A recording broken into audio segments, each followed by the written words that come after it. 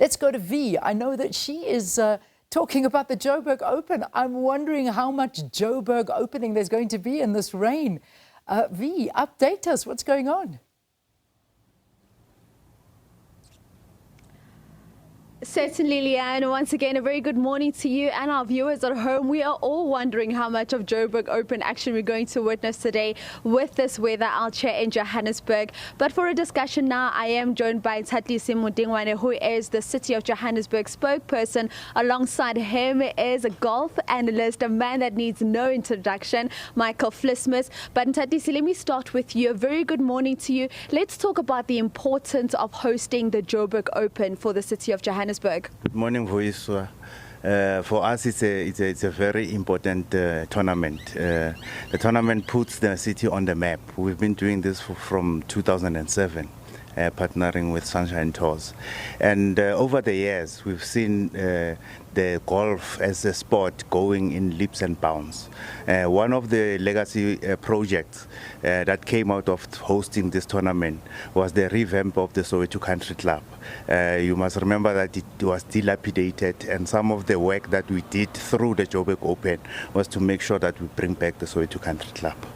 All right, very interesting, and I want to talk a little bit more about that as well. But let's bring Michael Flismus into the conversation. Michael, I know you always get excited when you see young talent coming through the ranks. I want to talk about Casey Jarvis, because what a year so far. Kenyan Open, SA Open, certainly going to be one to look out for. Should we have any action here this weekend?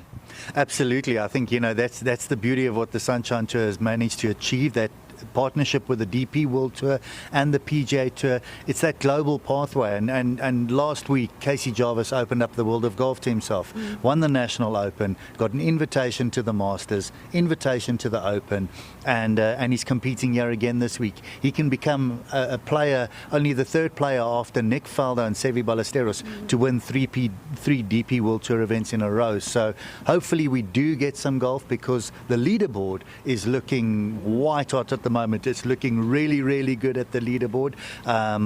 Good golfers right at the top there. So it's hot on the fairways.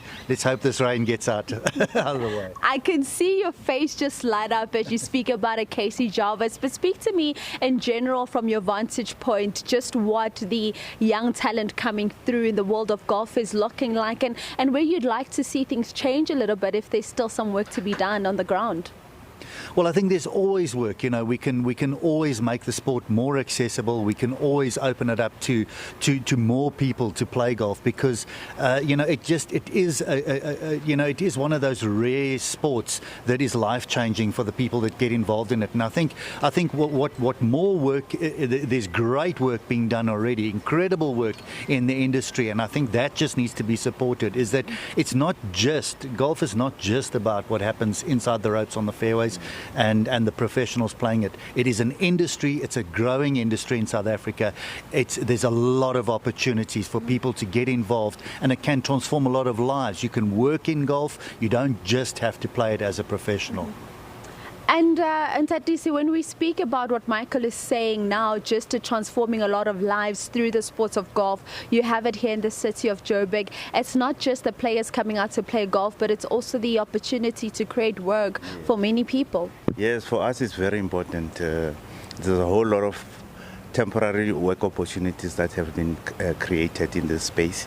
For us, in terms of tourism as well, it augurs well. It augurs well for the businesses in Johannesburg, the hotels, the hospitality industry and so forth, the transportation sector as well. For us, it's a bigger investment into the economy of the city, more than just a tournament that happens over 4 days. And you've spoken about the investment that the city of Johannesburg has put in over the years into the Joburg Open. When you look at the growth now from where you started, are you where you want to be? What are some of those key areas that you'd still like to work on and develop to ensure a better experience all around for those involved?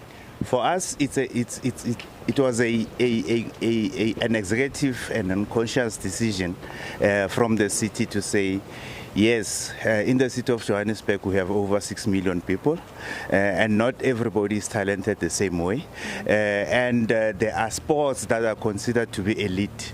And one of the things is for us to take those sports and demystify that myth, the elitism, and say it can be done in townships, it can be done everywhere in the city of Johannesburg. One of the elements of this tournament, for example, is the coaching clinics for young kids. On Wednesday we held one.